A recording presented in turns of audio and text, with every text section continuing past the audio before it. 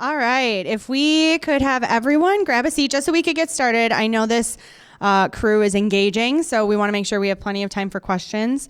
And just wanted to do a quick introduction of the panel. They're going to fully introduce themselves and dive a little bit deeper. But this programming and concept kind of came to me and the board. We talk a lot about what organizations are doing internally around their technology and innovations, and particularly around AI. But I wanted to highlight because we're all consumers here, right? So I wanted to highlight some organizations that have access to and are using consumer data and how they're approaching the structure, the security, and as they look towards potentially and or are already implementing some new technologies, how we as consumers could be protected and just, what we need to know. So thankfully, this crew came together quite quickly, which is awesome. And I want to give them all kudos and a big thanks for doing that. And so quick introductions. We have Mark Cribb. He is an education and technology leader. He'll kind of provide you a little bit more perspective on how he sort of does both. Then we have Chris King. He's the Senior Director of Cyber Threat Operations at Northwestern Mutual. And then last but not least, Dr. Ricki Koinig. She's the Chief Information Officer of the Wisconsin Department of Natural Resources. And so fearless leader of this panel is Michael Kahler, who I'm sure many of you know. He is now also the Vice President of Information Security at Tri-City Operations. So please give them a big round of applause. Be ready to ask questions, and then we'll celebrate after. Good afternoon, everyone. Can you hear me? Yep. Oh, I'm sorry. But welcome to our panel discussion on implementation of AI technology in organizations, with a particular focus, as Lena was saying, protecting consumer data and information. As Lena said, my name is Michael Kahler. I'm the Vice President, Information Security Officer at Tri-City National Bank, your hometown bank. They wanted me to say that. And I'll be your moderator today for today's session.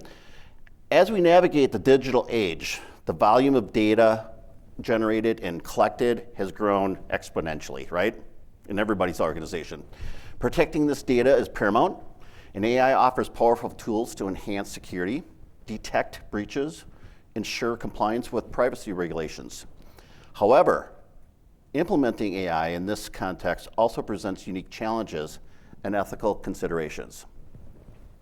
Today, we have a distinguished panels, that's why I'm on this side, who will share their insights, experiences in this critical topic.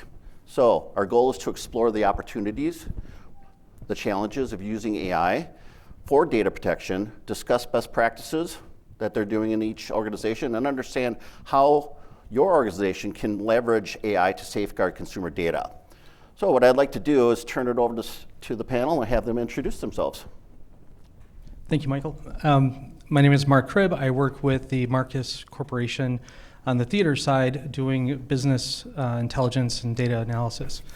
And simultaneously, I work in higher education at a few different organizations, primarily Western Governors University, where I'm a lead course instructor.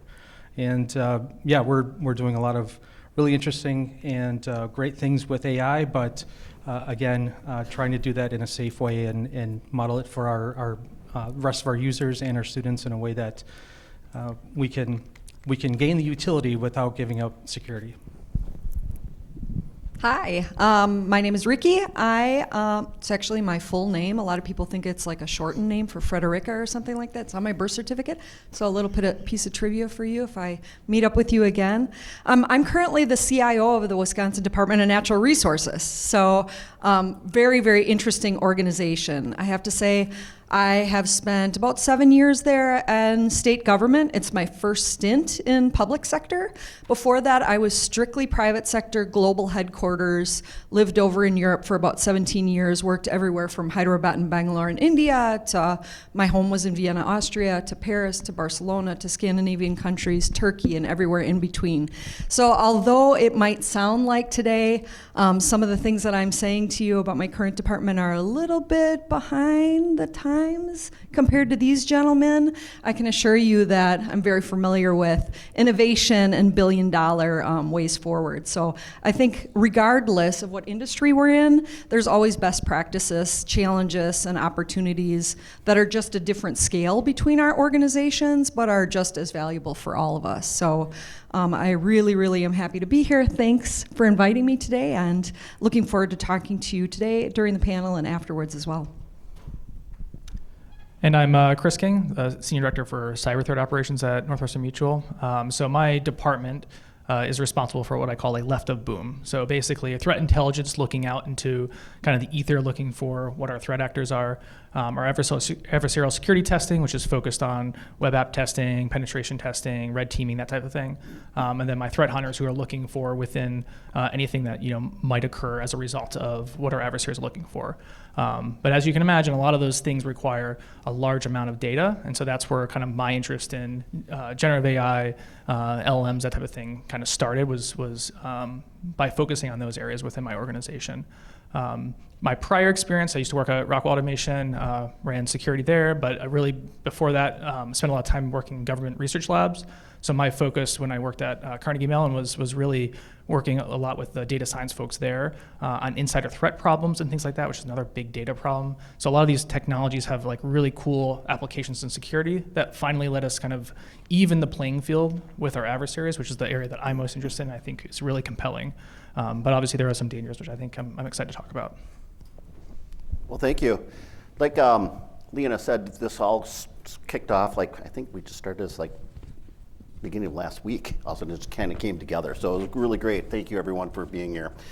So let's kick this thing off. I'd like to ask each of you to briefly share your perspective on how AI technology is currently being implemented in your organization and the key benefits it's bringing. So let's start with Ricki.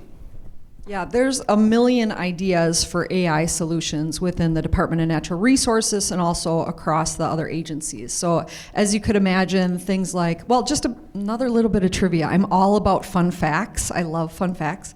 One fun fact that all of you should know here in Wisconsin is the Wisconsin Department of Natural Resources has the most broad array of natural resource topics under one roof at the DNR than any other natural resources organizations, state organizations in the country. So when you go to other states, a lot of times you'll find that Parks and Recreation is in a completely different department than forestry, or air quality is in a different department than deer and elk herd management, things like that. At the DNR here in Wisconsin, we have the luxury and also the challenge for a CIO or for IT to have all those natural resources topics under one roof. So that makes it really exciting. It's super fun for me. I've never been in an organization where they invite the CIO in and then they're like, hey, Ricki, we really need to count the baby raccoons up north, and we need a system for that. I'm like, oh my God, I love this organization. But yeah, there's a lot of brainstorming going on right now within the DNR in terms of forestry, forest degradation, and using AI for emissions and how emissions are affecting our state forests up north, or forest deforestation and things like that. Wildfires. We have our own planes, just so you know, at the DNR for our firefighters and some other topics. So we're thinking about how we can use AI in those use cases. Also, as you can imagine, wildlife management is huge. Everything from ecosystems and populations of endangered and hunting kinds of creatures, and also things like casino algorithms for paths of animals like deer across roadways. So that would be a topic that we're thinking about working with the DOT, Department of Transportation, on. So there's a lot of thoughts going around. Also with flooding or groundwater, working with DATCAP, which does a lot of our agriculture topics in the state of Wisconsin. If we're thinking about groundwater, how is that affecting agriculture? So there's like a bajillion topics that everybody wants to start on. Nevertheless, if you can imagine, state government runs a little bit differently than the private sector. Things are done very, very consciously. There's not always automatic funding. I came from a big oil and gas company before I came back to my home state here in Wisconsin. I had a multi-million-dollar budget just for my innovation team there, right? Here, I don't have that. So things are done very I don't want to say slowly, but they're done very, very consciously. It's very important to think about not having the funding that we need to go forward on some of these items, maybe not having the support we need for cybersecurity around AI. So we have to be super careful about how we do that. In addition, there's 33 different agencies within the state of Wisconsin. And although we know that there's these integrations that are possible between DNR and Department of Transportation or Agriculture, we also know that they also don't have the funding, and that we're also going to be having to work through a lot of homework before we can really get something done. So there is right now, you should know this as Wisconsinites, I'm presuming, there is right now a governor's task force on AI. There was Executive Order 211 that was signed not so long ago. And so the state of Wisconsin is tasked with really looking into AI possibilities, analyzing the kinds of homework that we need to get done before we jump in and start. What kind of governance, what kind of responsibilities and accountabilities do they need to have? What statewide or cross-agency use cases might be out there, and everything in between. So I am on the use case chapter of the governor's task force. That was the second chapter. The next chapter is going to be working on the state policy. Nevertheless, the agencies within the state of Wisconsin don't directly work for the state. That means that the agencies are allowed to now work on their own AI policies, but naturally we don't want to do or write anything in our own agency policies that goes against what the state is writing. So everybody's kind of working together very slowly and consciously to make sure that these pieces match up. So when we do work with other agencies or even partners, all the pieces fall into place. I'm going to stop right there and let my counterparts talk a little more. How about Mark? What are you Sure. doing with the Marcus Corporation and from the educational side? Yeah, exactly. So from the market side, everything is KPI focused. And so I'll talk a little bit about the hotel side first, a little bit short through that because it's less interesting to me. I'm a movie guy. So in the hotels, we're exploring a few things, virtual concierge and chatbots. So as you're going through the process of reserving a hotel room or setting up an event at a resort, you'll have an AI chatbot that can help you through that. We're looking at dynamic pricing based on market trends, and then personalized guest experiences and smart room technologies. These are all sort of projects that have been identified as worthy of exploration. I'll say it like that. Where none of these are active, and we haven't deployed any of this yet. On the theater side, the KPIs that are really important to us, we want to get really accurate with being able to forecast how a film is going to perform, and there's that one choice informs a lot of different decisions that we have to make as an organization. So, for example, the big movie that just came out, Captain America. It was projected, all of the industry analysts projected it to do about $70 to $80 million. And we take those predictions and we make business decisions based off of those. How are we going to staff our locations? What type of inventory are we going to keep on the toys and the nacho cheese? And all of these things are really important based on these film predictions. And then the movie came out and it did like $100 million, right? So that significant difference in the prediction versus the actual can have tremendous impact on our business. And so the work that I do in business intelligence and with data analysis, this is sort of my holy grail. So if I can implement a mature enough model that is trained on all the appropriate data to get even 1% closer on our forecast, that's going to greatly improve our ability to deliver. So that's one metric that we're really focused on. The other is market share, right? So in the total North American budget or the North American market for theater seats, we're number 4. We're about number 4. We go back and forth between 4 and 5 depending on some of the other circuits and how many of our locations are open and closed in any given week. So with that position that we have, when we look at a movie like Captain America pulling in $100 million in the North American box office, our market share of that, if we can improve our market share by 1 or 2% or even 0.5%, That's a significant difference in revenue for us. So these are the objectives that we have, is to optimize based on these performance metrics.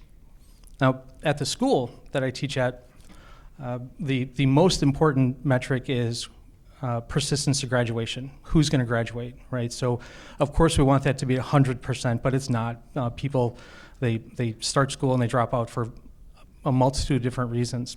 And so we've identified a handful of metrics that are leading indicators of how people are going to persist towards graduation. One of them is their on-time performance. So if you sign up at Western Governors University, it's not a normal, a traditional college where you sit in a class for 16 weeks and at the end of it, you either passed or you failed. It's competency-based, and you sign up for time. Your term is 6 months. So when you pay your $4,000 or whatever your tuition is for your term, you get 6 months of all-you-can-eat education. And I've had students that have gone through and have gotten an entire 4-year degree in 6 months. It's an amazing paradigm. But there are also students who kind of fall off the radar. And so one of the things that we track is on-time performance. So when a student starts an individual course, they have a start date and an end date, and if they're missing those end dates on a consistent basis, that starts to illustrate a trend that we can have some intervention based on. And so what we're looking to do is really optimize the appropriate timing and modality of our intervention so that we can get to the right students at the right times to help them persist to graduation. And then a couple of other interesting things that we're doing at the school is we've recently deployed a managed version of Copilot that has guardrails. So we have to be really careful about what type of information we disclose, right? So student, personally identifiable information, and we can't violate FERPA, all of that sort of stuff. And the goal of that would be to, and actually what I'm personally experimenting with, and hopefully I'll have something to show to leadership soon, is personalized learning plans based on the course material that I have and the students' previous performance on assessments. So it should be optimized based on how you did on your last one. We can personalize this and more fine-tune it and get it better so that you can spend your time studying the things that you need in order to pass next time. How about you, Chris? So we've been doing AI for quite some time. We have a department called data science. Used to be called, it's kind of been rebranded artificial intelligence, but I think it really exploded with the advent of LLMs about 2 years ago. And so we had a problem because we have a strong engineering culture at NM where we kind of operate like an Amazon. So each kind of team just self-funds and runs themselves, and the engineers are just interested in stuff. So that's a problem when you have thousands of engineers who suddenly see ChatGPT and now want to go and make everything awesome. So our fear, especially from the security side, is like, wait a second, and law and all those things, is we got to slow that down but allow for experimentation to happen at the same time to make sure that we are both, continuing to lead our competitors, but also being conscious of our regulatory requirements as well as our cybersecurity commitments that we have to our customers. So in order to do that, we basically had to fund a task force, which is basically a mix of senior leaders who kind of operated like a council that reviewed a lot of these different ideas, and then we kind of funneled all the ideas through kind of like there's almost like an idea hopper that people would propose them, say how much it's going to cost, and then they would get approval to either go forth and try that out. So experiment within kind of like these like protected guardrails. So we have all these different ideas that we're looking at. A lot of them customer focused, which have the most caution for us. Or things around like, can we give an advisor a way to look at their the knowledge that we have in our knowledge base to have them deliver faster answers to their clients? Or can we help our like call center get quick answers when they get questions from the advisors, again, around different problems that they're foreseeing, and improve basically the speed at which we can give those answers. So those are some of the early ones that kind of got the funding and ideas from the organization to kind of focus and move forward on those. But then we had, of course, the wave of vendors coming and also providing, everyone under the sun, an AI solution to these problems. So a lot of it was coming forth, brought through this kind of council model, and then we had kind of a governance group that was kind of lower level, focused on how do we operationalize all these ideas in a way that, again, meets all those different commitments. So that was a mix of law, a mix of privacy, security, and others within the business to try and make fast decisions on, can we experiment? Let's do that experimentation phase and then decide very quickly whether or not we want to continue to go from pilot to production. And do that in a way that, again, meets all our requirements. So obviously, our regulators are very interested in this, and so that's became kind of an interesting topic. The nomenclature kind of gets a little interesting. So like the term model in financial terms has a very specific meaning. So NYDFS is very interested in like how you are looking for your models for bias testing and things like that. So all these things, for us, were very concerning. We want to make sure that we're not delivering bad advice or like a robo-advisor or something that gives, the wrong idea or bad, financial guidance. So a lot of that was like, let's pull back and think about and really vet these ideas first from, again, those like KPIs and ways to kind of mitigate the speed, but also kind of pushing things towards the direction that we wanted to go. I appreciate that, since I worked at Northwestern Mutual for 15 years, and I do have a lot of accounts there, and I'm hoping to retire soon, so that'd be great. Thank you. So, all right, appreciate it. That's a lot going on here. And thank you for taking a look at how are you doing it from a consumer standpoint, because that's really what it's all about. Everyone's doing AI, but I work for a bank, a regional bank here, and the thing is always, if you bank with us, we have to make sure we're protecting your data, your account information. We don't want that out there, because if your name's out there, that's not a good thing, and that's one thing that I'm trying to keep away from. So, AI technology offers powerful tools for data analysis, as kind of Mark was talking about, and security. But with great power comes great responsibility. Can you each share specific strategies your organizations have adopted to protect consumer data when implementing AI solutions? Mark, how about we start with you? Sure, thank you. So from my perspective, this all starts with accountability. And when we talk about AI, it sort of fits into basically two buckets. And there's hybrid models, but essentially there's the commodity-based AI, which you and your users are probably already using, right? They've signed up for ChatGPT on their own. They bring your own license, right, sort of model to, Gemini or Claude or whatever they want to do, and they're doing it, right? And then there's the more custom-developed complex models where you might have something like agentic RAG running somewhere. And you have to have an approach where people are accountable for this. So clear governance with delineation for roles and responsibilities, and identify who in your organization is primarily responsible for what AI generates, right? So AI is a great tool that can get some good answers for you. If you put those answers out to the public, like this is what we're doing, who's ultimately responsible for the quality of that information that's going out, right? And so you also want to ensure that humans are responsible for decisions that are made by AI.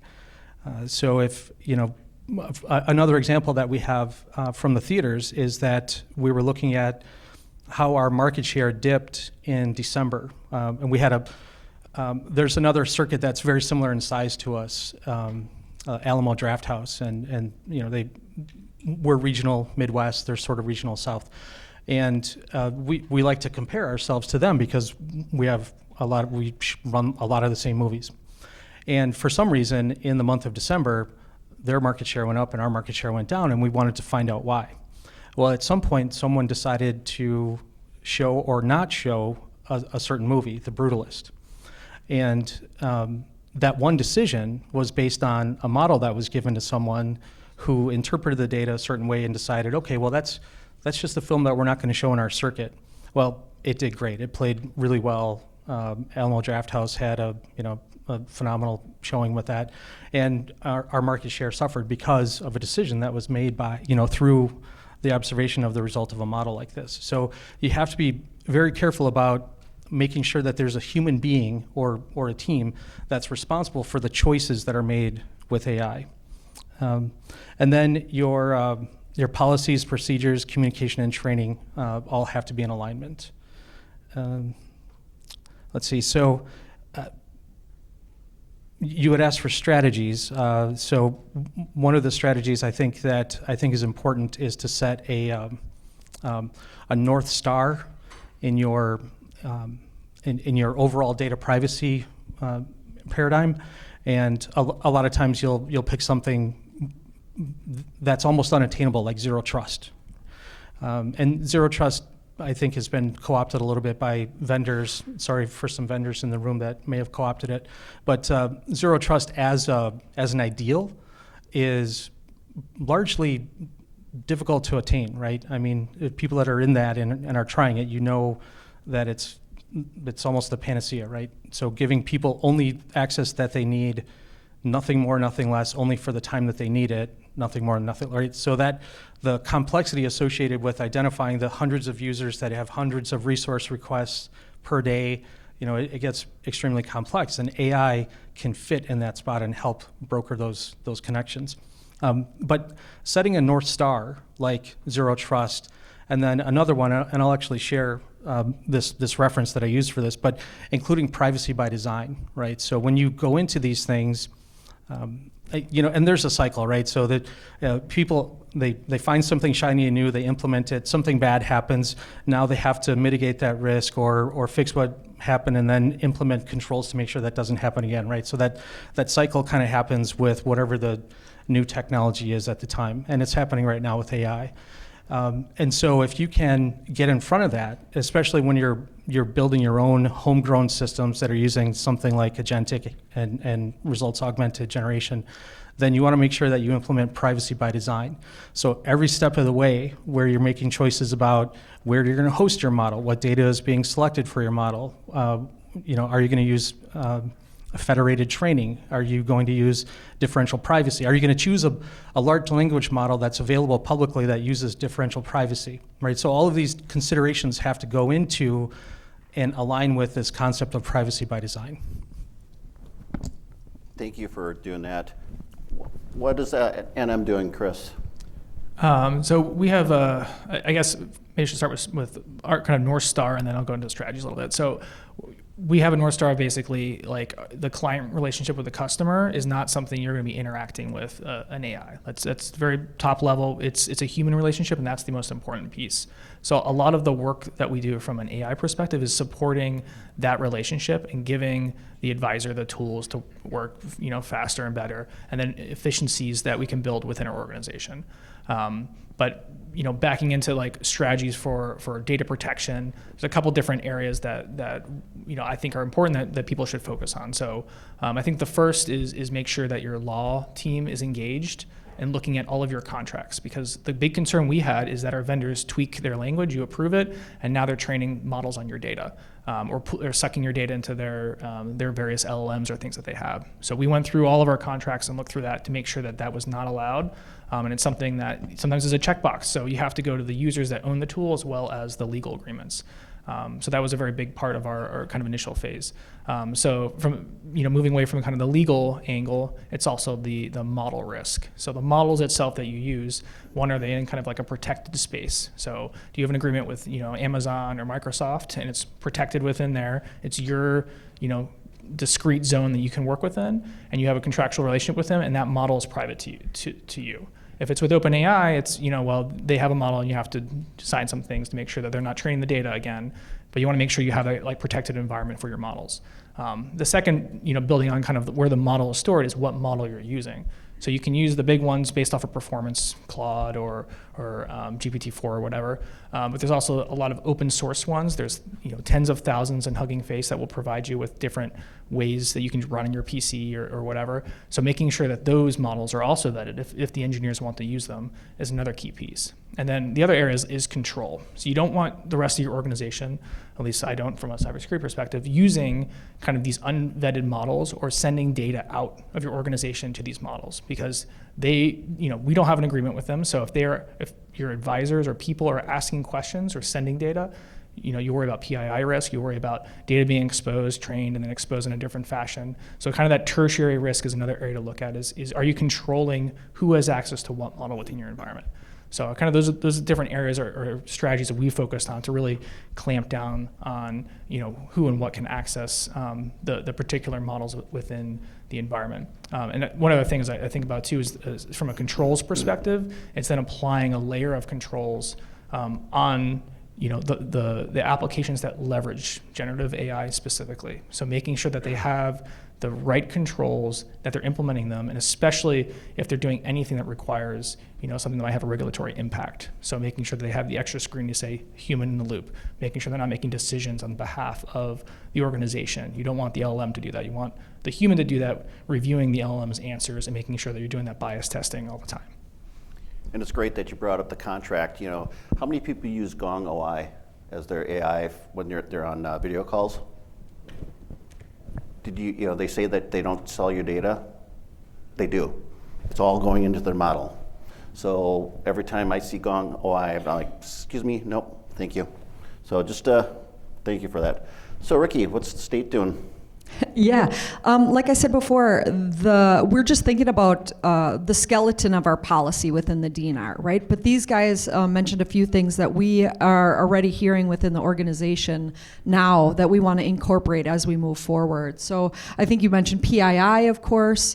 And you mentioned legal, you were talking about zero trust architecture. These are all things I'm very proud that the DNR folks, business and IT, are already mentioning that they want to build into our AI policy just within the agency.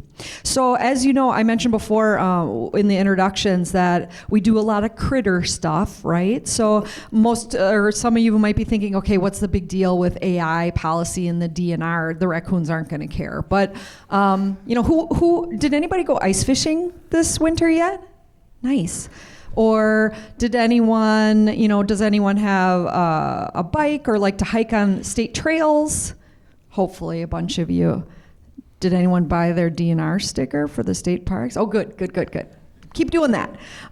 So there's obviously a lot of ways that we are in contact at the DNR with your direct, personally identifiable information, your credit card information, et cetera, et cetera. So although we are starting to talk about starting with AI on possible use cases around critters and emissions and things like that, and not necessarily personal information, we want to build a policy that incorporates the good, solid best practices for now and into the future, although we're going to revise it and revisit it regularly. So things like PII, PCI, your credit card information, following security standards like CISA and NIST, those are key, and they will be within our policy as well. You mentioned getting legal involved very early on. Even though we might start with animals and animal pass and migratory pass or wildfires, we still are very, very close best friends with our legal department, our procurement department, and Office of Communications. So the kind of marketing that you see about the DNR on TV or the radio or in magazines, that's key to our AI policy going forward, because guess what? You folks, and also me as a Wisconsinite, if we start talking about AI in the DNR, you probably want to know what we're doing there, right? So we're very close with legal and Office of Communications, because we believe as we move forward with an AI future, we want the constituents, the Wisconsinites, to be involved. We want to know, what are they comfortable with? Do they understand what we're talking about? So having OC, Office of Communications, the Department Office of Communications at the table is really, really cool. And they're always very, very happy to be involved in any kind of constituent-facing topics that are around the corner or that are coming right now. Also, public and private sector sharing of strategies and ideas are key. So I know it might be a little bit different to have a government organization up here with some big cat organizations, private sector, I'm sure. Does anybody from the state or government out there? Nobody, it's me alone, jeepers. And you guys are all nice to me. So that might be a little weird. I've spoken at conferences in the last 7 years since I've been home again before. I'm often one of the only government sector people in the room, but I think that's sad, and I think it's vital that we work together. So hearing how your organizations are moving forward with AI, hearing the kind of questions and challenges and opportunities that you're having helps us. And interestingly enough, there's things that we have to think about in government that I never thought was even a thing, that private sector folks are like, oh man, I never even thought about engaging my office of communications or my marketing department. Do I even need to do that? But maybe I'll go back and see if they want to talk to us. So hopefully there's an exchange there that should be strengthened going forward. In addition, I think you had mentioned about having the human in the middle of decision making, and I absolutely think that's key. So that's something our business and IT stakeholders are talking about as well. No matter what, high priority, or in the beginning, any kind of priority AI initiatives should be checked, rechecked, discussed with people. Don't just depend on the data. And I can tell you right now, and I know it's the same in private sector, we have sometimes competing data within our organization, right? So like I said before, we have a very broad organization at Wisconsin DNR. There's a lot of different topics under one roof.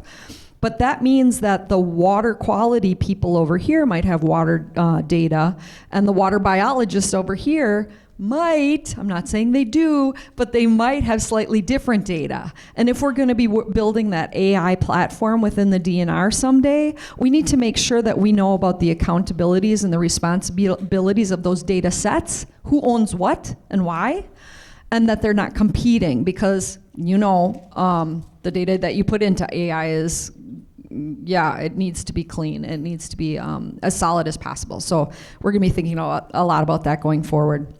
And then the other one that's really, really important to us in state government is just ethical guidelines, and we're going to be building those into our AI policies as well. Just making sure that we're aware of how to address fairness, bias. Don't do mass surveillance in your AI data, because you might not be picking up on all those little nuances of what your population is. If you have watched the Wisconsin DNR commercials and advertising in the last few years, I can tell you it's much less quote unquote bias than it was when I started there. There was a lot of, I hope this is a safe space. In the beginning, there was a lot of white guys on our Wisconsin DNR advertising, right? And I didn't necessarily see a lot of women. Now I'm seeing more people of color. I'm seeing people in the Wisconsin DNR magazine in wheelchairs. If you don't know it, we also offer wheelchairs at some of our state parks. They're all-terrain ones. They're super cool. And just a lot of emphasis put on making sure that we're not, accidentally missing part of our demographics that we should be including. It's the same thing with data for our AI systems, or our AI solutions as well. And you forgot about the ramps going into the lakes too, which I've seen, which are kind of cool. So very cool, yes. We got cool stuff at the DNR, I'm telling you. Exactly. Check them out. So what are the biggest challenges your organizations have faced in integrating AI technology while ensuring data security and compliance with the regulations? Being a bank, we're regulated, I think, a little bit more than you are. Well, you've got the credit union also, but so you really have to take a look at all those. You mentioned PCI. We've got the FDIC. Because we're federally regulated. So, Chris, let's start with Northwestern Mutual. What are you guys doing? So I think that the two things that were the biggest challenge is first is the speed, and the speed at which change is happening, and the speed at which our governance needs to change to support that. So just in the last 2 years, we've seen rapid advances in the pace and speed at which these LLMs can operate, the ability for them to do things which before you're like, well, that's a cute party trick, and now it's, oh, that might take my job type of thing. So those rapid changes, while you're trying to also build the governance model, while you're trying to also develop solutions using these, has been a massive challenge. So for us, it's been kind of a little bit of the building the airplane while you're flying it. So we have a governance process that kind of feeds back into what we're looking at from the development of our applications, and saying, okay, let's make sure that this process is immune to the changes, and that it can support basically a plug and play of, it doesn't matter what type of model you're using or whatnot, but let's move at that speed and be able to say, all right, we're going to stop this one here and we're going to look at it a little more closely. And then we're going to continue on with a different one, but you can drop in the different one as long as they're vetted in the right fashion. So it's applying the controls consistently across the board. And that's why we kind of build kind of a process that's immune to that allows everyone to go through it, and we force everybody through that singular process. But the speed is interesting because it's forced us to really challenge ourselves, I think, in the pace of development, because now we've even had to look at things like, what does it mean from a change management perspective that if you suddenly some of the stuff we've tested is like 98% accurate, more accurate than humans at certain tasks we're doing, but in cybersecurity in particular. And so you start asking questions when you ask people like, hey, can you use this product? And they look at you like, wait, like, what am I going to do if this works as well as they expect? So it's almost like a change management. You have to get people's minds to understand that you're augmenting the human, you're not replacing them. At least that's our focus has been on, and how can we make people work on the things that maybe matter, and get rid of, like, if there's stuff that it can be automated with an LLM, then that's something that we focus on and say, like, now you don't have to do that as part of your job, or you're supervising them, and focus on kind of those next level areas where you can now spend more time on and focus. But it's change management, I think, is another area that's like a really emerging challenge that we're having right now. You heard me say before, AI is not going to replace anybody. People who know AI are going to replace you. So that's one thing to think about. Let's go to Ricki. Yeah, remember in the last question when I said that we were going to build in sharing our strategies with each other into one of those best practices in our policy? It's also one of our challenges. And not that the sharing is the challenge. People are open. Everyone's really excited, I think, and welcoming to talk to each other, no matter what industry you're from, about AI, because it is so exciting, right? Nevertheless, sometimes, especially cross-agency or a vendor partner to our organization, what we're finding is when we share our ideas about how we want to build our strategies for AI and how we think that might look in the future, you'll notice that there's very broad a way of tackling this topic, right? So even though you want to collaborate with another agency or another partner, they might have a completely different way that they're thinking about how they want to implement and how they want to share and how they want to integrate, how they want to even design and set up the responsibilities and accountabilities. And all of a sudden, you're like, oh, wait a minute. Oh, I don't know. Is that going to work anymore? So keeping that dialogue open is absolutely key. Even if you're way ahead of the game, if you and your vendors aren't working on integrated AI yet, start that dialogue and keep it open now, because it's going to take a while and a lot of pilots and a lot of lessons learned and best practices before you get to something solid. Even if you have $1 bajillion like these guys do versus me, it's still going to take time to get solid capabilities going forward. So sharing the strategies and the ways and the methods and the approaches are happening. It's just that now I feel like we're starting to realize we didn't all interpret it the same, obviously. So there's going to be more talking to happen. In addition to that, just the data to decision process might be different, right? And that's going to be key as well. Just like I mentioned before, the water quality folks might have different data and different responsibilities and accountabilities than like the water biologists, but they might have similar data. That's all going to affect how you come to one data to a decision within an organization. And maybe there's a couple ways to do that. But I think AI is always something that looks very easy and super cool, and then once you get into it, you're like, oh, wait a minute. I just asked the same question to 4 different AI platforms, and I got a slightly different answer. It's going to happen the same way in our own organizations, right? The other thing I wanted to mention was biggest challenge is records. So in state government, maybe some of your organizations are like this too, but we have very, very strong records laws. We have open records laws as well, sunshine laws in Wisconsin. This allows anybody from Wisconsin or outside of Wisconsin to ask the DNR a question and be like, hey, give me all the emails or give me all the decisions around this particular topic from January 24 to December 24. And we must, as a state agency, give you that answer. If it's super PII related or super sensitive security related, that part is redacted, but we must answer you. And that's been around for a while. So that's all well and good. That's all okay. But now that we're bringing AI into play, You folks know how much more storage, information, data is being sent through these systems. We have to store that, which costs money, of course, taxpayer money, and we have to make sure that we have that available when you need it and when you ask for it. So the records implications for us, I did document management my whole career in private sector, but the records implications and the increasing costs are going to be a whole nother conversation that's going to be interesting to get through. It's not always easy for us to afford to store the data that we have now in file shares and SharePoint, right? Once we get into AI, it's going to be even more challenging. And it's funny that she said check with your vendors. What vendor doesn't have AI integrated into their application already? Have you noticed that? I mean, everyone does. Mark, you got two perspectives. I do. Thank you. But again, I think there's some overarching guidelines that apply. And Chris mentioned this: the alliance between governance and policy, right, and the regulations that are out there. That's a huge challenge, right? They change so fast. So I don't want to skip ahead to the end, but when we talk about what's on the horizon, one of the things that I'm interested in experimenting with is building an AI tool that monitors the language in our regulations versus the published guidelines and regulations from like NIST and ISO. So have a tool that, an agent that constantly monitors the language in your policies for compliance. So sign me up. Right? Yeah.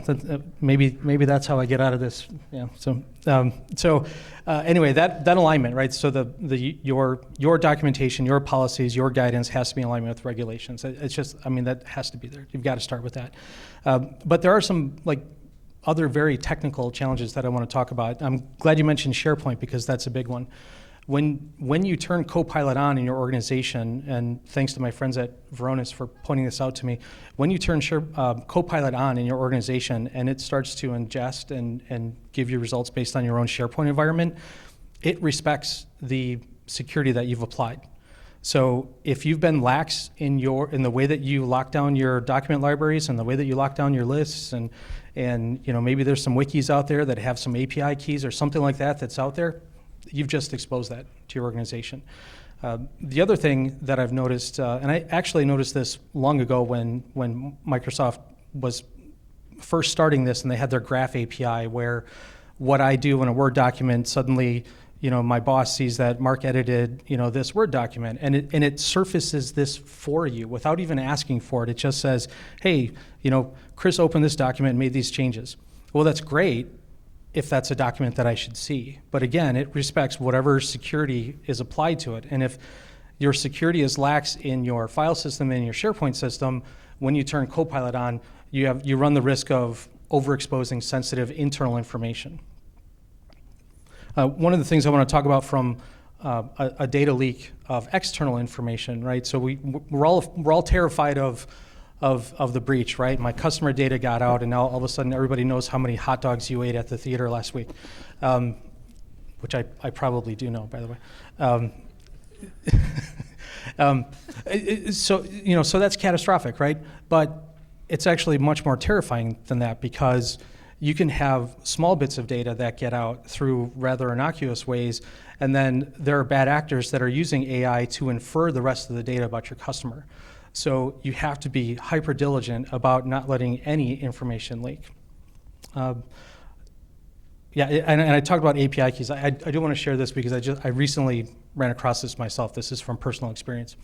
My development pattern, I use Visual Studio Code, and I have Copilot engaged to help augment my code authoring process. It's kind of neat. It's fun. It's what I do. If in your project you have sensitive information such as API keys, and you use the Copilot tool to help you augment your code, that instance of Copilot knows about those API keys. So there's specific actions that you have to take to go in and make sure that when you use Copilot as a code augmentation tool, that it ignores. It's similar to like Git ignore. If you guys are familiar with always make sure your API keys don't land in your Git repository. I hope everybody knows that. But Copilot will do that too, even if you're just using it as a part of your normal day-to-day operations. So be careful with that. I would say one of the largest challenges that we have is mapping the potential blast radius of overexposure of data. Because a breach gets out and you hear about it in the news, and so-and-so's data got, what's that going to do? I'm more concerned with if a vendor that we're working with for some reason, so for example, UKG for personnel data, time clocks and that sort of stuff, or our loyalty provider, the people, when you have your magical movie rewards cards, everybody has one of those, right? Good. Get your free popcorn on Tuesdays. And if one of those vendors has a leak, and now you have to map this large web of my data is here and it's there and it's here and it's there. So getting in front of that, or having a tool, or having a partner that can help you kind of map that out is critically important. So. Awesome, thank you. Never thought. Free popcorn on Tuesdays? Tuesdays. Awesome. I thought it was just cheaper, prices on Tuesdays too. It's Value Tuesdays. You have to be a member. You got to show them your loyalty card, and you'll get I do have one, so okay. Yeah. All right. Otherwise, tell them you know me, and I got you. So, good to know people. So building and maintaining consumer trust is crucial. How do you ensure transparency and reassure consumers about the safety of their data when using AI technologies? Because we just want, we know we don't want to have those critter information out there, right, Ricki? That's right. So let's start with you. Sure. So, ensuring transparency, reassuring the customer or the consumers or the constituents, Wisconsinites. This is going to be. So this AI policy that we're working on is going to be the backbone of all of this, right? It's something that actually any constituent can ask the DNR then. What's the AI policy in the DNR? So we're being very conscious and careful about how we compose it, and making sure that we have everything in there that we need for the state of Wisconsin, and also for what we can deliver realistically and pragmatically and in a safe way. So technical safeguards are going to be key to our AI policy, ethical considerations, which I mentioned before. And then one thing that I think we have to be aware of too, at least in state government, is how understandable our AI policy is going to be. People of the state of Wisconsin are going to be interested in this. How is the DNR using AI, and why, and how is this being protected, and what exactly kind of value are we getting out of this? I mean, you're basically paying taxpayer dollars, right, for your state government. So if you're like, wait a minute, I have no idea what Ricki's doing over there with this money, is it really worth it or not? We're also considering the value of AI to the Wisconsinites and to the conservation and economic balance between creatures and buildings in the state of Wisconsin as well. So comprehensive, understandable AI is key. Because of that relationship that we have with the constituents. Also, something that we're thinking about, we haven't really got too deep in it yet, because of, obviously we need the whole draft and we need to go through a lot of internal stakeholders as well. But having an AI oversight committee, maybe also with constituent input, that's something that we're considering. If there's a way for me to do that, I will do that, because I think it's really important, and I think it just brings us together and makes sure that what we're working on in technology in the DNR is also kind of what's expected, and there's just a common understanding of what's doable. Also, I wanted to mention testing. We didn't really go into testing of AI. Testing will be in our policy, and I'm super big on tabletops. So usually folks think about tabletops in disaster recovery or continuity of operations, COOP planning and things like that. I think it's gonna be crucial for AI. Who knows what could happen? I could think of a bajillion crazy situations where even the wrong data comes out, and maybe it's not a technical issue anymore, maybe it's a communications marketing issue. So getting the right folks all together at the table and having reoccurring tabletops, whatever that cadence is going to be something that I'm going to keep my eye on, because I do think it's so important. Also, I wanted to mention we have the ability to look at a couple organizations for safe and secure technology solutions. One is called FedRAMP. I'm not sure if you've heard of it. FedRAMP is Federal Risk and Authorization Management Program. It's usually what the federal organizations use, but see it as like an organization that authorizes the level of risk for certain solutions. Technology solutions. So if you go out to FedRAMP, you can look at their list of solutions and tools and say, okay, well, the feds kind of said it was a low or moderate risk, so this is probably pretty good for my organization to use. Government uses it a lot. There's also a state ramp. It's quite new. The list in state ramp isn't really super mega comprehensive, but there's also tools in state ramp. FedRAMP and StateRAMP both have AI-based tools. StateRAMP had Zscaler AI, Wiz for Gov, which I haven't looked too closely at yet. FedRAMP has Verizon's AIware, MS Azure, OpenAI, Ask Sage, Palantir, Accenture. There's a bunch of other ones. So take a look at those if you're interested in what the feds and what state thinks of AI tools. Nevertheless, and I'm hoping these two will jump in, I am very concerned and quite vocal right now in my organization about the models behind these, right? So a lot of the AI solutions are out there. Folks might think they're safe, but depending on what you're asking and what you're using those models for, or those AI tools, platforms for, the models behind might not be as safe, right? So there's ChatGPT. Everybody knows it. Probably everybody's got it on their phone or on their computer, things like that. There's a chatgpt.gov that people in government might automatically think is safe because it says .gov. How did they get that far without being it being safe and secure? But once you start looking at the models behind, you're like, wait a minute, some of this stuff is not so particularly secure. So if you don't have the funding to have your own AI platforms right within your organization closed down for you, be very, very conscious of the amount of models behind what you might think is a secure AI platform. Some of them might be okay, and your security officer and you can say, yeah, the risk is okay for our organization. Some of them might not be okay.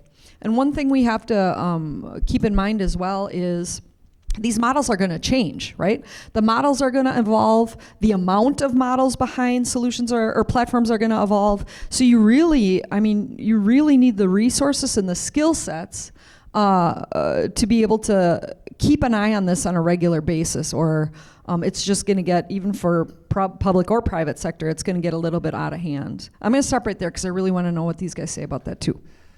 I like what she said about tabletop, because I thought about the same way, but doing it from a data, perspective. That's my one takeaway. Thank you. Chris. I can jump in. Yeah. So you mentioned testing. I think testing is the key to a lot of that if you're running your own models. But yeah, the model risk and the model changing is a big problem. Mainly because, as you probably saw in the last couple of years, rapid kind of, arms race amongst the different vendors with this new model, 4.0 and 1.0 and 1.0 mini, like on and on and on. If you're running those in the background, even there's micro changes they are making and updates that can change the output. So if you're depending on it to have a particular output and you don't do continuous testing, you might have bad results. You might have results that no longer, are valid just from month to month or week to week. So that's something that's very concerning to us. So we always have a continuous testing for a lot of these things to ensure that the quality is very high and remains high. And the beauty of owning kind of your own model environment is you can specify the version and not have to be at the whims of the vendor. So that's one of the risks of the vendor. And again, you should ask law and to get your vendors to tell you what model they're using in the back end. Generally, they're okay explaining it. And that's a good way that you can kind of vet, are they using the Chinese DeepSeek model? Or are they using something that's, a US-based one? Is it a model that you trust? And it might change your approach to whether or not you want to do business or work with that vendor. The other thing is there's kind of these public model cards that have been released as a standard. I think Google opened the standard for it.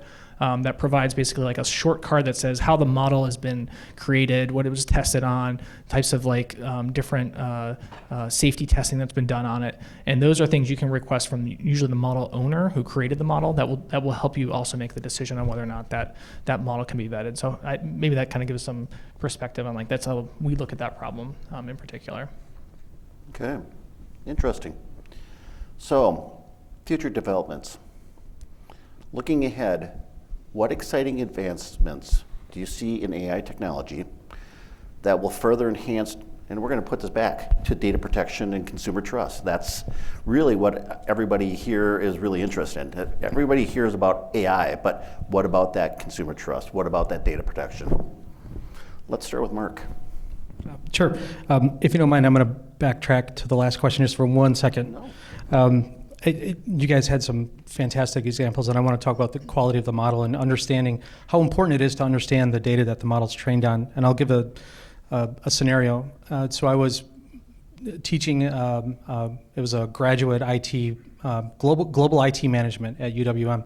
And one of the assignments was, read this chapter of the book and then write a chapter summary. Tell me what you thought of it, right?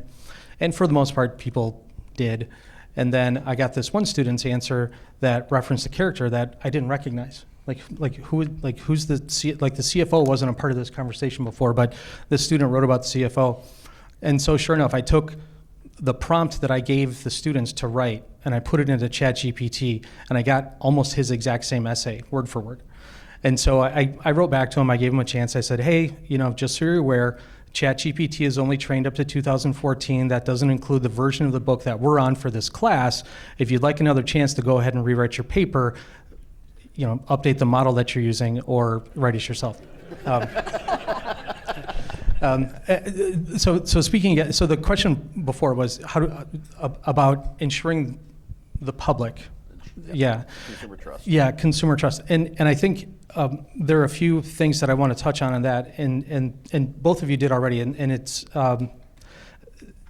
the publication of your organization's AI principles, right? So however your organization is going to weed into this landscape, you want to make sure that you're public with your consumers about how you're going to do it.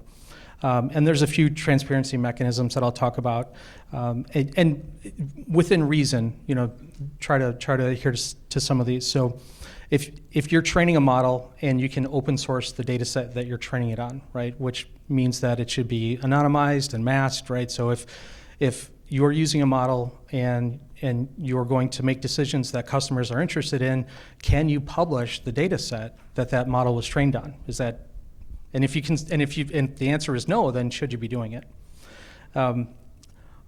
Disclosing how data is used in your AI systems, and this one I think is critically important, especially if you have business to consumer materials that you're producing. And I've seen a few people do this, and I highly encourage it. It's applying AI usage labels for AI generated content.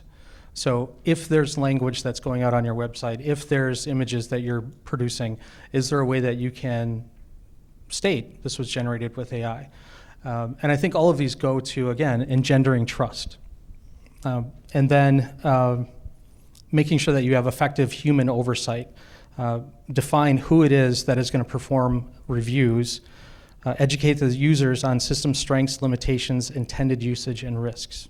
And then the last thing that I'll say about this one, then I'll go to emerging. Yeah, sorry.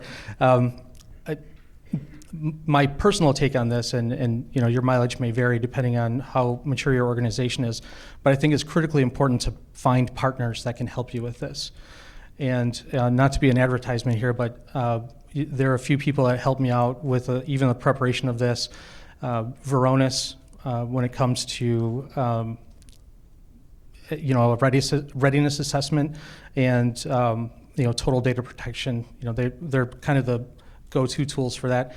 And then if you are going to be implementing some like custom developed complex systems that might involve agents talking to each other, you want to find a good partner that has the skills and the tools that know how to do that. And for my money, concurrency is the partner that helps with that. So okay. Going on to future developments. And that was my fault. I passed on Mark. So my AI wasn't working correctly. Yeah. Okay. So I don't know. Where are we heading with threat detection? Is this like Minority Report? We're going to have precognition. We're going to have models that are trained to analyze our end user behavior and then stop them from performing the crime before they even commit it. I don't know. But I think we're going to get much closer to this ideal of zero trust. I think AI as a mechanism for brokering those types of complex communications and switching of who needs access when and to what One of a couple of the platforms that I'm really interested in. I don't know, did you mention Hugging Face earlier? Did I hear you say that? Yeah. So I don't know if you guys are aware of Hugging Face, but if you're not, go check it out. It's a clearinghouse of dozens and dozens of models and data sets and spaces where people have built entire applications based on models that they've trained on some of these publicly available data sets. It's a great way to absolutely kill an afternoon and toy with a lot of really cool models and things that people are doing. But that's the cutting edge of emerging technology. That's where people are experimenting with things and then sharing what they're experimenting with the public. There's a few things that I think are exciting coming from AWS and Azure. Amazon Q is a generative AI-powered assistant for developers and business users. Amazon Bedrock allows you to build scalable LLMs and foundational models for doing differential models and federated learning. And then the last thing that I want to talk about in terms of future, and I mentioned this to you guys before, I'm currently going through my doctorate studies, and the research topic that I've chosen is quantum computing. And so I think there's going to be a convergence between quantum computing and AI that's going to, the world is going to be unrecognizable after that. We're already experiencing this rapid growth in AI, and new models come out on a daily basis, and new use cases and new threats and new capabilities for good and for bad. When quantum comes out, it's going to be like, it's going to, when it becomes ubiquitous, I shouldn't say when it comes out, when it becomes more publicly available. You can already go and start to use it and learn it and learn languages like Q# and those types of things. But when you can easily take the problems, the traditional problems, the classical problems for creating a large language and training a large language model, when you can apply quantum to that, it gets done almost instantly, and it introduces so many more opportunities, but also so many more threats, right? So what are we looking at in a post-quantum cryptography world, right? So a lot of really great fun things coming. Take deep six and, actually shrink it right down even more, right? Right, exactly. Ricki. Exciting advancements. So I'm just excited that we're starting on the AI policy, quite frankly, in my government organization. I'm super jealous of these folks. They seem to be really moving forward with a lot of these topics. I'm doing my civic duty and getting the DNR where they need to be moving forward. But I do have my doctorate is in HCI and AI. It was quite a long time ago. Nevertheless, it was right on the well, depending on when you think AI was born, and everybody's got a different answer, right? But we were right on the very beginning of talking about AI, how it is today. So I always have an eye on the market and how things are developing. They are developing so exponentially quickly now. It's just insane. It's like the best time to be in this topic. So I'm really excited. So I might not be able to use and implement all the things that I would like to at the DNR right now for a lot of different reasons. None of them are support of my administration or my stakeholders. So everybody is really, really behind technology at the DNR, and also topics like AI. Nevertheless, I do a lot of reading yet, and I always have my fingers in what's going on the street. So one of them, I have three of them. One of them you mentioned already, data masking. That's I want to say the easiest one. Everyone can get their head around data masking, but maybe a level up is homomorphic encryption. So really, the data is being processed, but it's not being decrypted in the middle of it. So nobody really sees what that data is. That might be able to take care of a lot of those, and hopefully these guys will jump in on this as well. That might be able to take care of a lot of the, even PII information, when you're talking about humongo data sets like these guys are. And then also differential privacy might be one that might be interesting for all of us. It basically it's almost like background noise. So your AI data processing is working, but there's so much background noise that it's hard for anyone to hack in, or it's hard to gather any significant data that you can really do something malicious toward or malicious with, because of that differential noise in the background, that mathematical algorithmic noise. So that's another one. Also, the one I was thinking about that maybe I actually could get to using at the DNR if it's possible is blockchain. Blockchain's been around for a hot minute. It's kind of stable. It's not the cool golden word of the day anymore. But that might allow me to track the data and the data flows within AI and feel a little bit more comfortable about where that data has gone and how I can track it. What I haven't gotten my head around yet is that after the fact? How can I get ahead of the blockchain, use it with AI to do good and cut some of the maliciousness or potential maliciousness off at the pass before it happens? So those are the three that I'm thinking of. Interesting to move forward, go back, right? Right. Sometimes.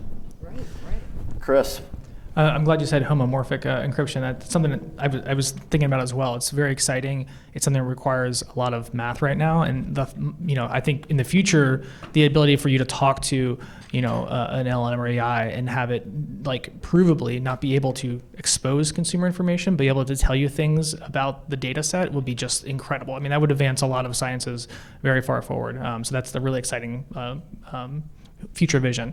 But I'm a security nerd, so I want to talk about some security stuff. So I look at the kind of like the mix between what the attackers are doing. So there's already use of these open LLMs, some you can find in Hugging Face, and some that are created by the adversaries in the dark web to generate attacks. So that I think capability will continue to increase. DeepSeek you can download and use on your computer right now. This is not like something that's just the website. It's an open source model, just like Meta's models are open source. All of these models, some of them have guardrails built in, some of them don't. So the ones that don't are ripe for being used by the adversary, and that will level them up just as we will use it. And I think the future for security is bright in terms of it will level up all of our organizations and give you the ability to run kind of like agents that can do different tasks for you. Rather than you having a SOC, you might have a million AI agents that run different tasks and come back to a centralized one that report up to a human who can then at an organization who might not have had the resources before now operate at a scale of a Fortune 500. So these are the things that are really exciting to me. Is I think that the capabilities to advance a lot of cybersecurity forward are within what we're seeing with the developments within LLMs. So I think the future is bright, with some concern for like how our adversaries develop as well. Interesting that you're talking about using AI distributed to bring it up to AI. Can you kind of go a little bit beyond it? That's just kind of so like wow. A lot of like the most recent research has been focused on like this like agentic system. So running a singular task, like it's kind of like a sliver of the LLM. When you ask it a question, you can almost have it run and do things and reason on that question and run it to itself. So you could say like, go, I want you to go and do this research on this particular threat. And you have another agent that says, well, when you get that answer, I want you to go and look for it in my environment. And you have another agent that will do another task. So it's almost like you're tasking people. And it gets a little meta because you can have one above it that answers the questions and tasks them itself. So you can kind of break it out. But this is something that's capable now. I mean, you can use Amazon to generate agents. And in some cases, they can operate a machine, a virtual machine, scroll through it, click on things, do those activities, completely autonomously based off the instruction set that you give it or that you have another LLM give that.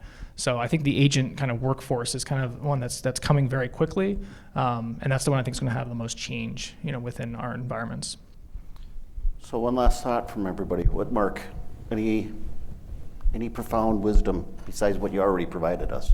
Profound wisdom? Probably not. But these guys said it before. It's a great time to be in this field. It's evolving so fast, and it's so exciting. And there's always new tools to play with. And there's, I guess the best advice that I would have is find a way to get a sandbox environment one way or another.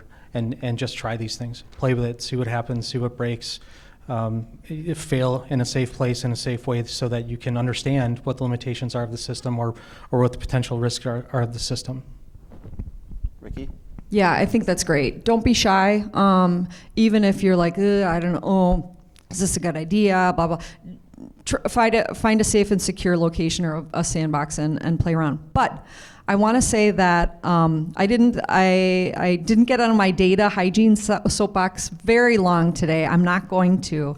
But I would say anyone who is not using AI or not using AI to the point where you could win a national award for it or whatever, it's okay, right? So last year I did a panel on AI and all I talked about was data hygiene and data management.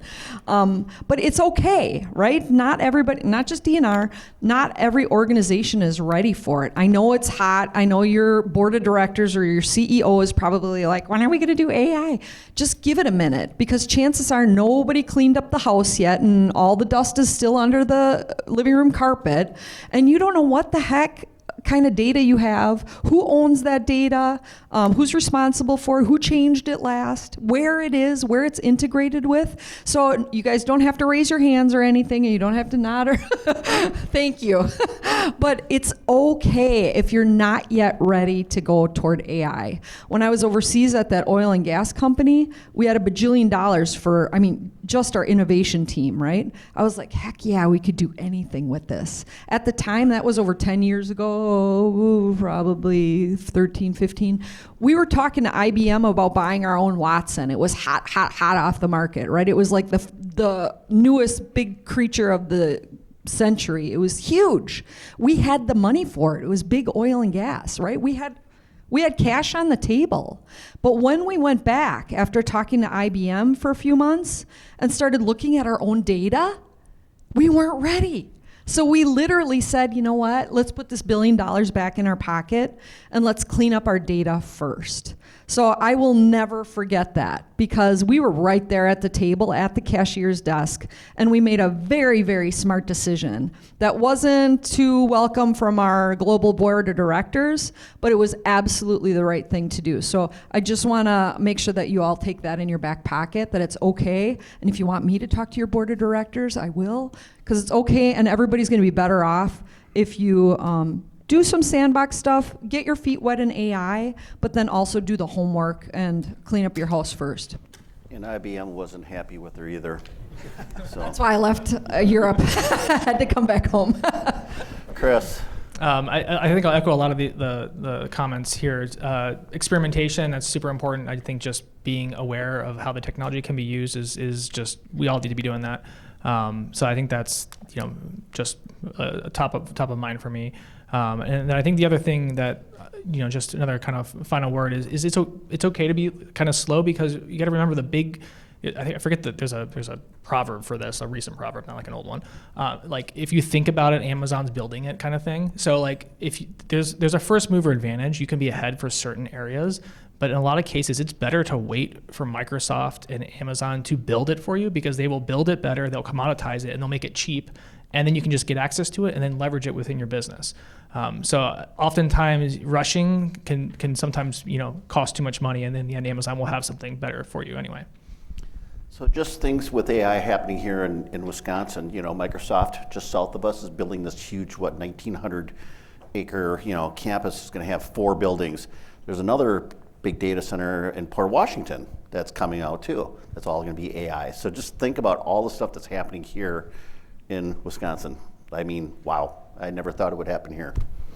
So at this time, we've got this panel up here that would love to answer your questions. So if you have a question, raise your hand. We'll call on you and take a look and see what's going on.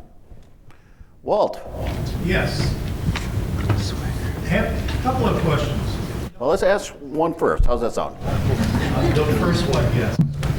All 3 of your organizations, especially the Department of Natural Resources, are all of your organizations using internal-based on-prem AI systems? No. So the question is are all of you in your organizations using an on-prem AI? So I just want to make sure everybody heard that. I'm going to start with the easy answer. The answer is no, because we're not using any AI internally. And the only way that I would implement something like that is if we had the policy, we had the security, we had the short, mid, and long-term maintenance and upgrades and everything that we needed to do internally, including the funding. to do that correctly. So, and that's why my answer is no right now. Does any of your employees use AI when they're at home? Do you take their work laptop home? So you that's a good question. So we have two parts of that. One part is no, they shouldn't be, and they know that. The other part of that is I have the luxury of having an IT communications and training manager just for IT who does the communications within IT, DNR IT, and to our whole organization, the whole department, so all our business stakeholders as well. What we try to do is cater the IT communications to IT topics within the department. Nevertheless, for things like this, we also offer good best practices for their private use as well. So we don't have the ability right now to lock down everything. A lot of the technology that we get within the agencies is a shared service from the state. So sometimes we can lock down our own stuff like sites or technologies and so forth. Other times we need to wait for the state to lock it down for all of our agencies. So we don't have the ability to lock down every single new AI platform that's coming out. Nevertheless, we can say these are the reasons why you should be incredibly careful at home and don't do it in the organization. And actually, we have a really strong relationship with HR too. So sometimes when the topic kind of bubbles up to a certain level of risk, we can work with HR, and they have technology-related requirements within their HR policies that basically say if you don't follow these rules, these technology-related rules, we can fire you. So it happens very rarely because usually our comms and awareness program toward our IT and business stakeholders is really rock solid. I have an excellent IT communications manager, and folks understand why. And guess what?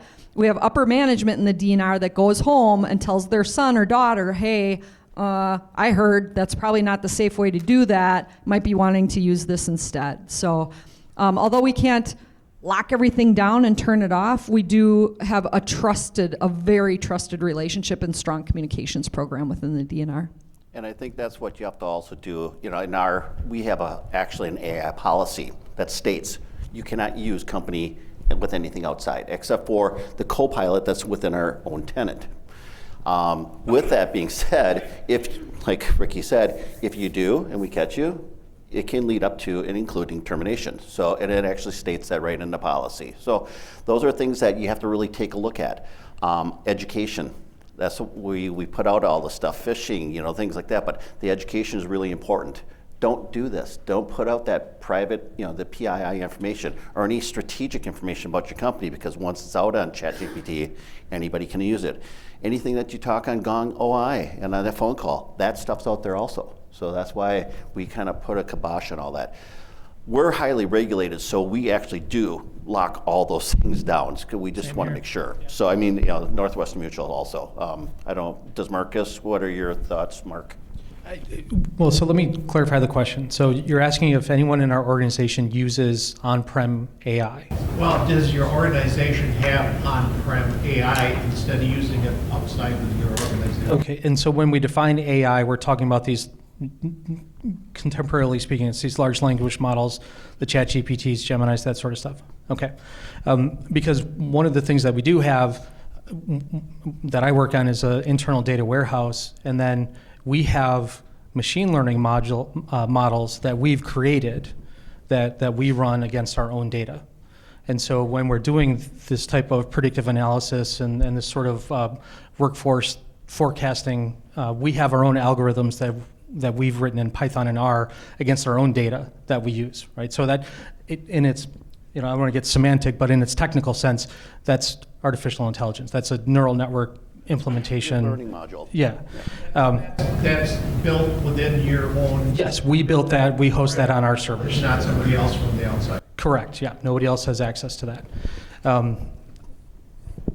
Whether or not people, so we don't have any other on-prem. We don't have one of the known LLMs running on-prem. None of that is happening. Whether or not people are connecting to it and using it externally, we know that they are. And again, we've relied on this. Forgive me if I'm oversharing. Nobody tell Greg Marcus this. So when the decision point came to make a choice about authoring our policies, the legal department kind of balked and said, "Wait a minute, we don't really know what we're dealing with yet, right? Everything's changing so fast, so we can't author policy that governs this behavior just yet. Let's wait a little while, let it settle, and then we'll create some policy for it."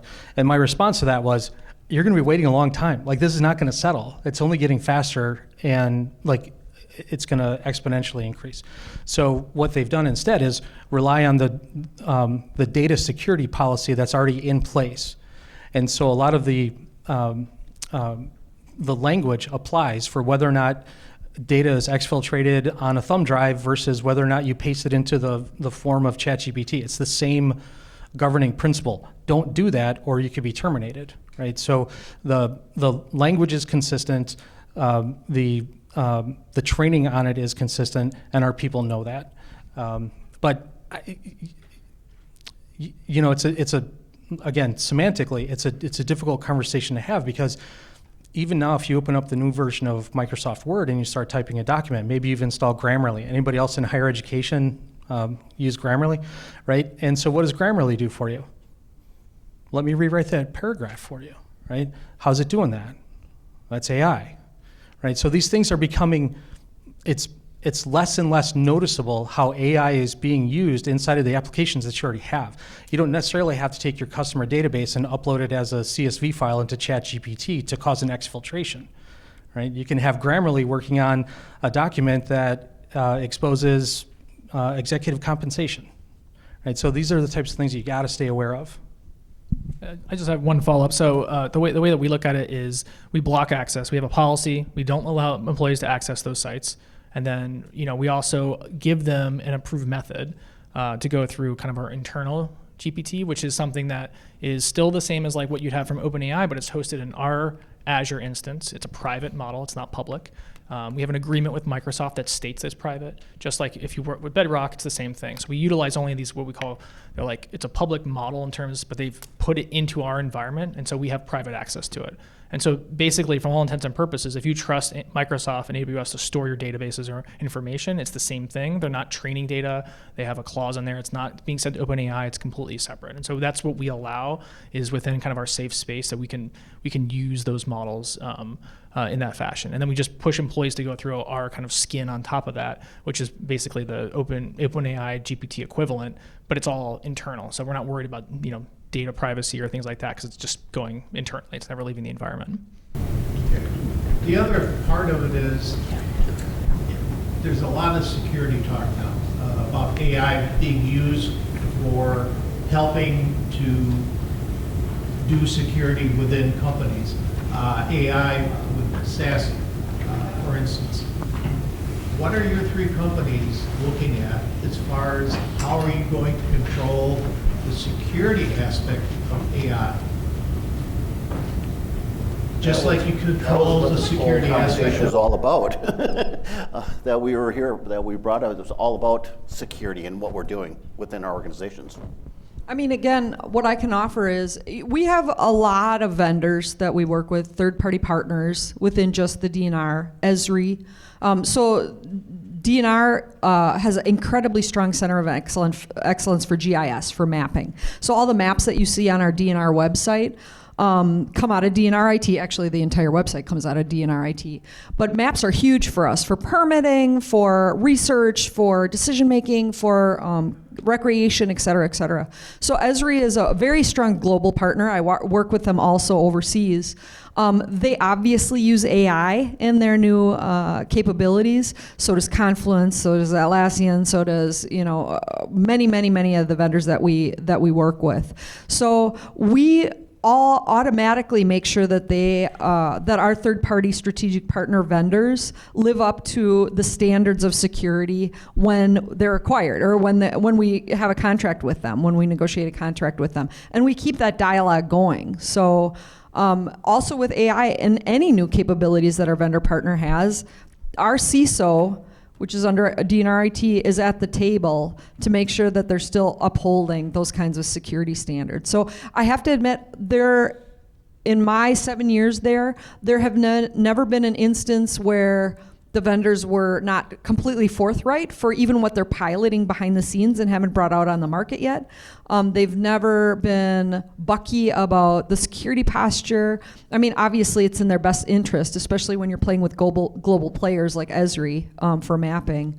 It's in their best interest to be as absolutely secure and over the normal standard as possible. So I haven't personally, it's a good question. It's something that we talk about proactively anyway with our strategic partner vendors, but it's not anything that I have caught with any of our vendors that have passed our normal security procurement processes. Now, what I can tell you, just a tiny caveat, is that one of our programs had the funding. They reached out to a small player vendor.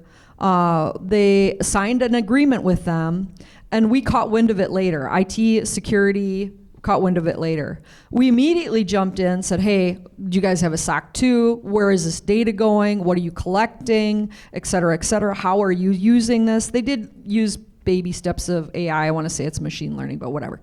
And they tried to brush it off. No, we're secure. We work with all these other states. That's always the answer. We work with all these other states. Everybody is happy except you guys. I don't care, right? Do you meet our security standards? Oh, found out they didn't. And we asked the program to break the contract. We gave them lots of talking points on why IT's not just being mean. Here are reasons why not only do you not want to use this in the DNR, but you don't want your kids using this at home. Oh, jeepers.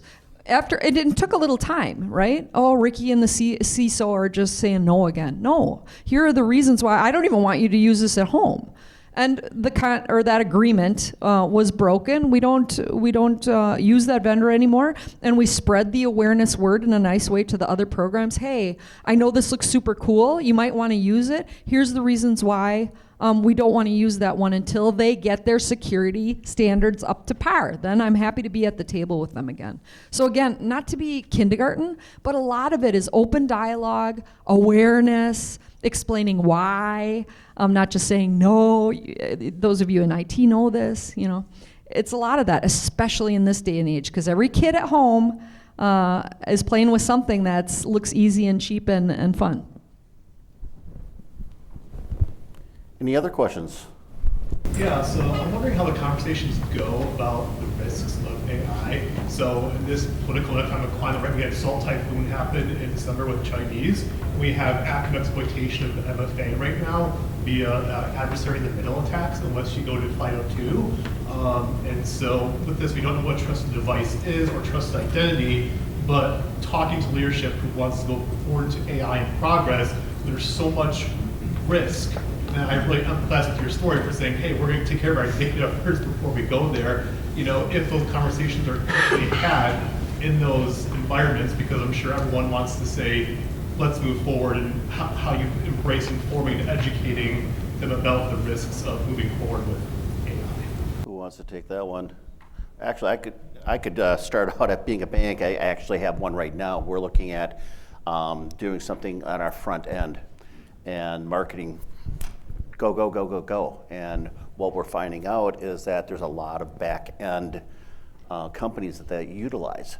And so being the information security officer, I'm actually responsible for the vendor risk management. So going through all that, kind of like what Ricki was saying, where are your SOC 2, SOC 1 reports? What we want to take a look and say, what information are we putting back and forth? Is there any PII information? Is there going to be any bank information? Yes? Oh, okay. How are you storing that? What's going on? The other thing that we're looking at is in the contract. Say, for example, we end this contract with you. Can we get that data back out? And how long is it going to take? That is a very important thing, because all of a sudden, if you terminate it, all of a sudden, this data is just out there. How do we know? Where is it going to go? Things like that, or what are those details in there that it has to be deleted within so many days or hours or whatever. So very important. And it's, we're actually slowing down a project right now. They want to implement March 6th, and we said, yeah, no. It's just, we still have to talk with IT to make sure that, are we using MFA? Are we going to use SSO? Are we going to use, what is that connection? Because there's like, I think 7 different things, but they want to implement this chatbot first, without anything, but then, okay, what are we doing? Where does that integration all start, and where do we start putting in? Do we do MFA? If we do it right now, every time they go into, they're going to have to, go in. Okay, can we use SSO from the administrative side? So those are things that we all want to do, map it out and see what it looks like. I can jump in on this one. Your question was about the conversations. How do the conversations go? And there's a couple of critical components to that. Number one is that your IT organization has to have the trust to be able to go into those rooms and say no, right? And that comes from a history of being right on things, okay? And the second component of those conversations that is critical is that you've got to come with data. Everybody has a risk register, right? Everybody in the organization, you have a risk register. What are the risks that are present, and what is the likelihood that this risk is going to occur? And if that risk occurs, what is the impact, right? And in your impact analysis, what is a component of that? Money, right? So you're going to go to someone who has a vested interest in moving forward on a project because there's an ROI on it that they're arguing for. Right? We want to implement this chatbot because we think we're going to have this return on it. Okay, that return is in jeopardy if your IT department says no. So you're arguing money against money. So you have to identify these risks and what the financial impact is of those risks if they occur, and what the likelihood of that is if it occurs.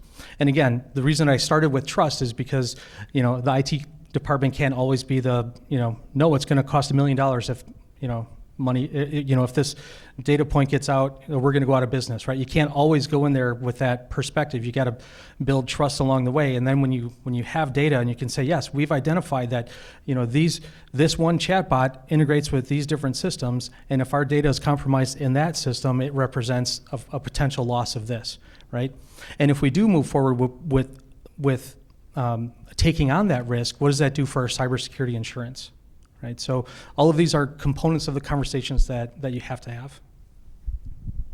Yeah, I was going to jump in. Great question. So I like the idea of threat-informed defense. So I'm a threat guy. So like a lot of it's like knowing what your adversaries are doing and then building defenses very rapidly to stop that. So that said, we haven't seen a whole lot that's been like from an AI perspective that we've been concerned with. But the conversations, and back to those kind of points on trust and things like that, to us, it's coming into the room. Here are the standards you have to follow. Everyone knows they have to follow them.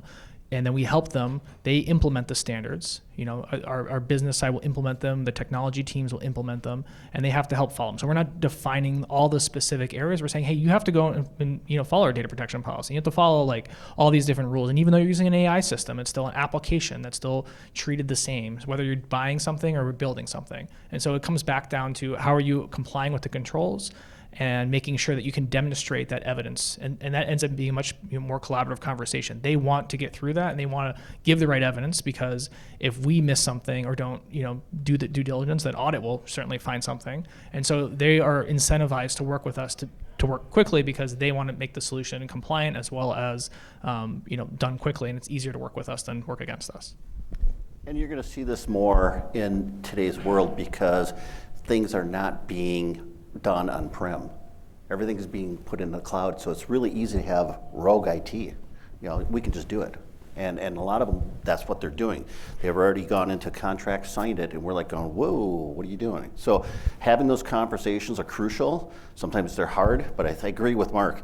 You've got to have that backing behind it. You have to have that trust, and if you don't, do you have the right leadership there? So, all right, any other questions? I thought, no, he's just adjusting his glasses. All right. Well, I'd like to thank everyone. Thank WTA for bringing us up here. All the sponsors, that WTA, and also Lena for organizing this team. Thank you. No, all the kudos go to you guys. So thank you so much for your time. As we wrap up today, we obviously have the happy hour out there, but wanted to mention that our March session will be in Madison. And so we're focusing on that Tuesday, March 18th, the Tuesday before kind of March Madness starts. And so it'll be our opportunity to connect even more so with the Madison crew, as well as from the other attendees from all over the state. And then one of the other things I wanted to mention too is that we're looking at expanding the board.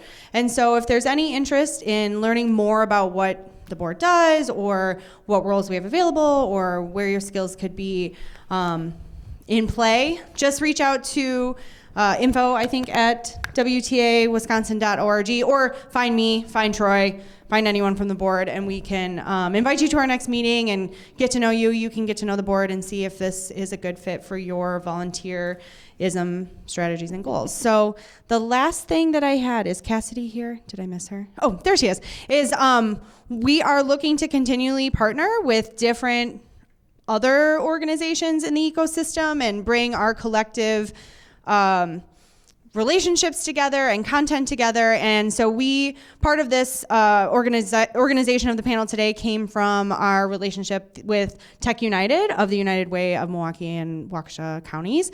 And so I also invited Cassidy to tell you about an upcoming event that she has, because our whole goal with the WTA is just to continue sharing awesome content, as well as friends in the ecosystem and their events, and hopefully you guys are able to attend that. So let me give it over to Cassidy.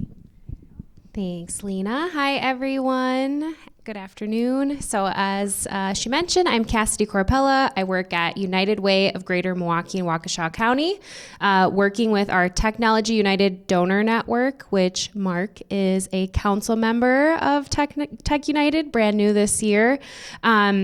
We have an upcoming event some of you may be familiar with called the Technology United CIO Forum, happening March 14th, Pi Day this year. So just wanted to share a little bit of info on it. There's still time to register. The sponsorship opportunities are currently closed, but there are ways to enter as a Tech United member for the year if there's interest in that. But this is a half-day panel, networking, roundtable experience, and breakfast with many hard-to-reach, over 50 CIOs, CISOs, other executives at many of our local companies. Just a great networking opportunity. I think I mostly hear that it's a fun tech reunion for many leaders. Most of these CIOs have been supporting United Way's mission for many, many years. And then the really cool thing about it is that we just keep raising more and more money, and all of it goes to community. So we just broke the record of over 700,000 this year for the event. We'll have, yes, so exciting. And we'll have probably about 450 people there. So please come find me. If you have questions, I can share my email info or send you to the website. Mark would be a great resource as well, and Mike, so, and Lena. It's already signed up. And I see a few friends in the crowd, so thank you. Thank you, Cassidy. I appreciate it. If you guys haven't been, for being a breakfast, it's also somehow a party. Like, it's so fun. So hopefully you guys are able to attend. I know it's a great event just coming up here in March. So I will release you. We have an amazing happy hour right outside those doors. Let's give one more round of applause for Michael and this amazing panel. And as always, thank you for all the Q&A and questions. We appreciate you, and we'll see you in March.